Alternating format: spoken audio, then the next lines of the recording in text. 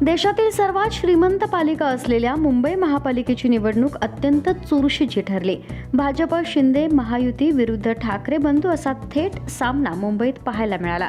अखेर भाजप शिंदे सेनेनं बाजी मारत बहुमताचा आकडा गाठला।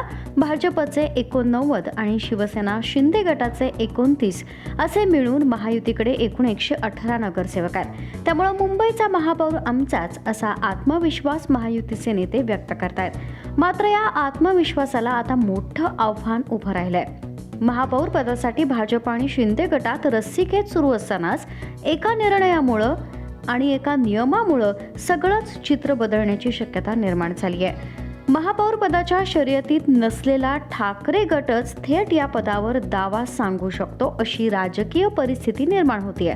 येत्या गुरुवारी म्हणजेच 22 जानेवारी रोजी सकाळी 11 वाजता मंत्रालयात मुंबई महानगरपालिकेसह राज्यातील एकूण 29 महापालिकांसाठी महापौर पदाच्या आरक्षणाची सोडत काढली जाणार आहे। नगरविकास राज्यमंत्री माधुरी मिसाळ यांच्या अध्यक्षतेखाली ही प्रक्रिया पार पडणार आहे। यंदा महापौर पदाचं आरक्षण चक्राकार पद्धतीनं काढण्यात येणार असल्यानं सत्ताधाऱ्यांची चिंता वाढली आहे। जर मुंबई महापालिकेचं महापौर पद अनुसूचित जमाती एसटी प्रवर्गासाठी आरक्षित झालं तर मोठा राजकीय ट्विस्ट पाहायला मिळू शकतो।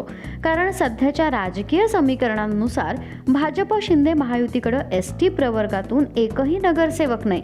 दुसरीकडे ठाकरे गटाचे 2 नगरसेवक प्रभाग क्रमांक 53 मधून जितेंद्र वळवी आणि प्रभाग क्रमांक 121 मधून प्रियदर्शनी ठाकरे एसटी प्रवर्गातून निवडून आलेले आहेत। यामुळे बहुमत असूनही सत्ता असूनही महायुतीला महापौर पद गमावण्याची वेळ येऊ शकते।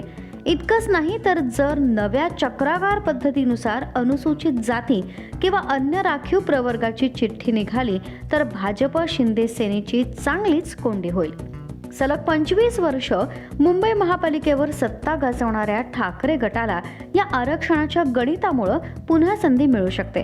काही दिवसांपूर्वी उद्धव ठाकरे यांनी देवाच्या मनात असेल तर आमचाच महापौर होईल असं वक्तव्य केलं होतं।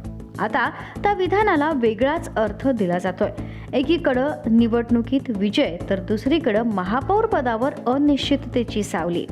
मुंबई जिंकूनही महापौर हातातून जाणार का याचं उत्तर 22 जानेवारीच्या सोडतीतूनच मिळणार आहे।